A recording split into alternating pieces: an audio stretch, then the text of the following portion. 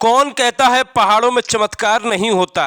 एक पत्थर तो हिलाकर देखो यारों। जी हाँ, टिहरी गढ़वाल के प्रतापनगर में भगवान नागराजा का एक मंदिर है और यहीं पर है एक रहस्यमय पत्थर। आप प्रतापनगर पहुंचते ही किसी से पूछ लीजिएगा कि भैया सेमू खेम की डुगडुगी पहाड़ी में जाना है, वो आपको सीधे पत्थर तक पहुंचा देगा।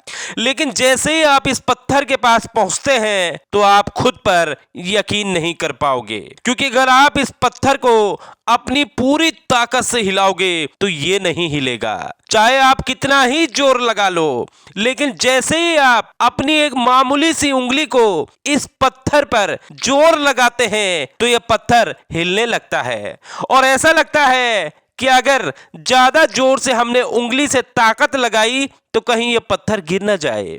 सोचिए, ये चमत्कार नहीं तो क्या है। न जाने कितने लोग इस पावन धरती में इस पत्थर के पास पहुंच चुके हैं, लेकिन अभी तक कोई भी अपने हाथ से इस पत्थर को नहीं हिला पाया है। जबकि एक उंगली से, चाहे वो बच्चा हो या बुजुर्ग हो, वो हिला देते हैं।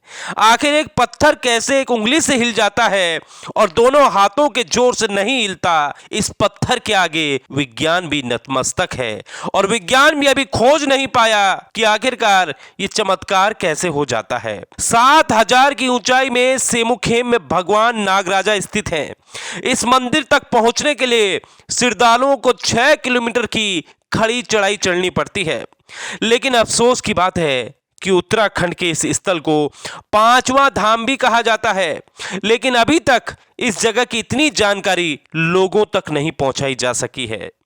जबकि अगर ज्यादा से ज्यादा लोगों तक भगवान के इस चमत्कार की जानकारी साझा की जाती है तो यकीनन इस क्षेत्र में पर्यटन तो बढ़ेगा ही, लोगों को रोजगार भी मिलेगा और हमारे पहाड़ की सांस्कृतिक धरोहरों को और भी पहचान मिलेगी।